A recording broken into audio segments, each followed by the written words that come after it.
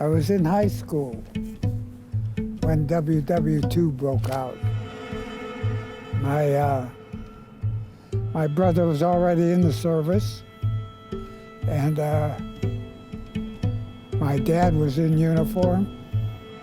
So the draft came along, and I was a senior in high school when I became 18, and I went down and signed up with the Navy. As soon as I graduated, the Navy called me up, and I went over to San Pedro to go in the service. A whole group of us that were over there to go in, be sworn in, some for all different branches of the service. And I had already gone up to the Navy and taken a test, and so they wanted me to join them, and I wanted to join the Navy anyway, as my dad had been an officer in the First World War, and he went to sea all his life as a merchantman, and then he got called up in the Second World War, and I ended up from the Los Angeles area back to Memphis, Tennessee. They have a ARM school there.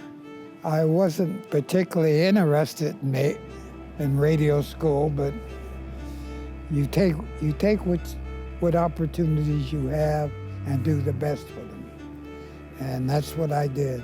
When I left there, I went down to New Orleans, and I was there at the ship repair base waiting for my orders.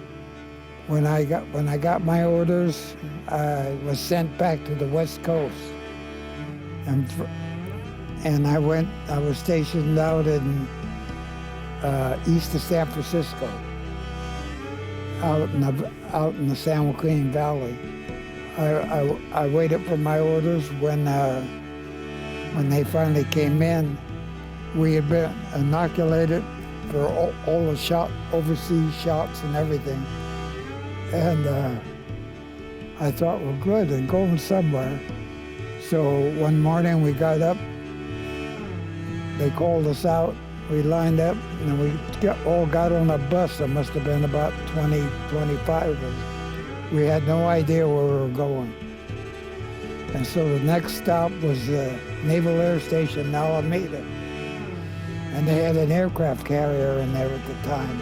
I thought, well, maybe that's going to be my next duty. So anyway, we had about a week there, go out and sightseeing and so on, everything. And so I took a Navy launch over to San Francisco. There were about 3 or 4 of us together, and we saw the sights and so on. Finally, one morning, I think there was only about a half a dozen of us. We got sent over to Naval Air Station to Alameda. And I thought, oh, here we go.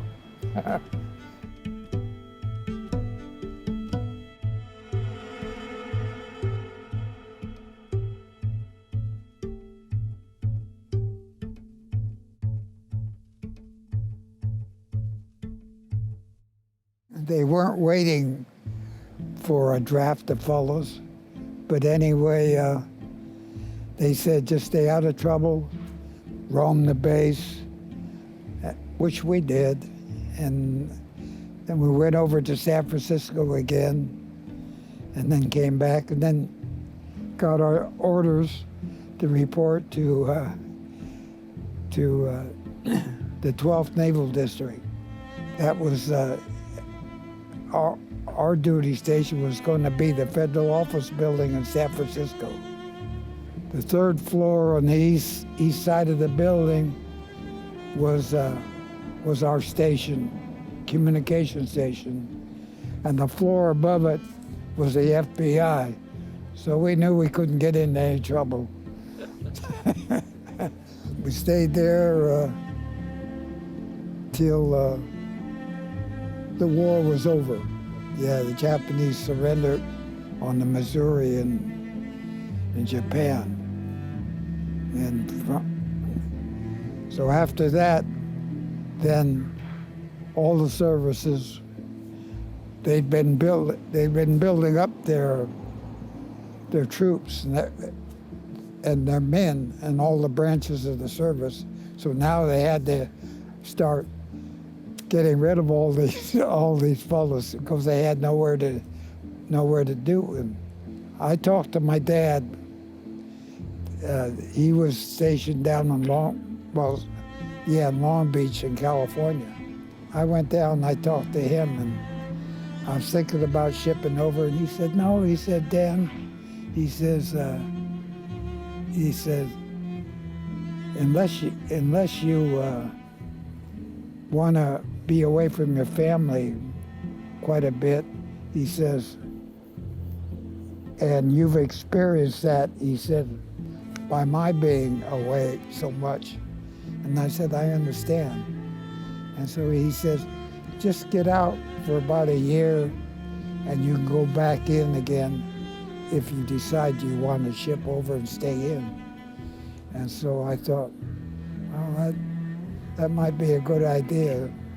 So I went down and I got out of the service, and where I'd been working up in the federal office building, they started getting rid of military and hiring civilian. So I'd already had a few years' experience, so they were glad to have me back in their fold. So I went to work there in San Francisco, and I spent my whole, the rest of my life, you might say, with the government in communications. Well, before I left San Francisco, I had three children.